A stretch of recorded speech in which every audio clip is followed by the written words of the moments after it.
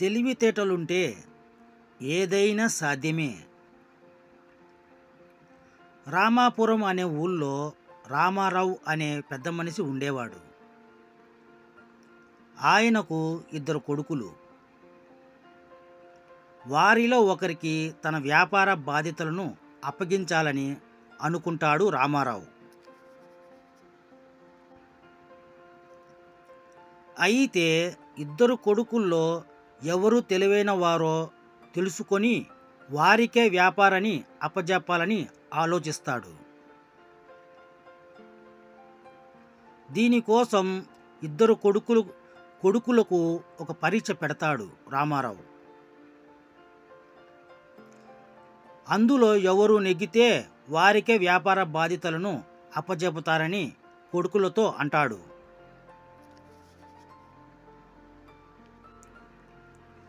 కొడుకులిద్దరికీ కొంత డబ్బును ఇచ్చిన రామారావు ఈ డబ్బుతో ఎవరైతే ఇంటిని పూర్తిగా నింపగల వస్తువులను కొని తెస్తారో వారికే వ్యాపారం అప్పజెపుతానని అంటాడు.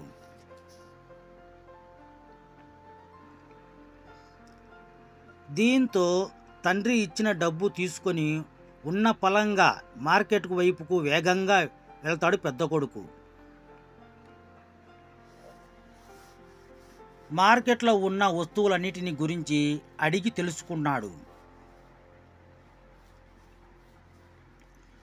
తండ్రి ఇచ్చిన డబ్బు మొత్తానికి గడ్డి కొని నింపసాగాడు.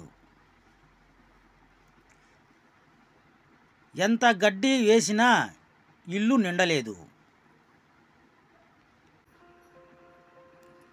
రెండో కొడుకు మాత్రం తండ్రి అప్పజెప్పిన పనిని ఎంతో తెలివితేటలతో పూర్తి చేయాలని దీర్ఘంగా ఆలోచించి చివరకు ₹1 ఖర్చు చేసి ఒక కొవ్వొత్తిని కొని ఇంటికి తెస్తాడు. వెంటనే దానిని వెలిగించగానే ఇల్లంతా వెలుగుపరుచుకుంటుంది.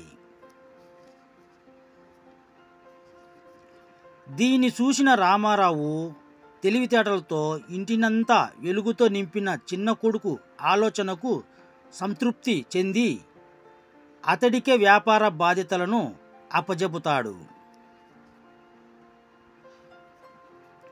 సరిగా ఆలోచించలేక గడ్డితో ఇంటిని నింపుతున్న పెద్ద కొడుకు అవస్థను చూసి దగ్గరికి పిలిచి తమ్ముడికి సహాయంగా వ్యాపారం చూసుకోమని చెబుతాడు.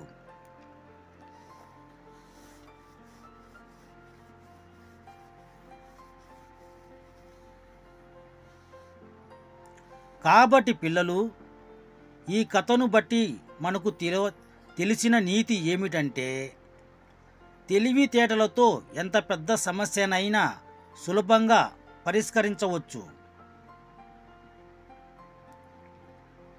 అలాగే తెలివితేటలతో దేనినైనా సాధించవచ్చు. వీడియో నచ్చింటే ఒక లైక్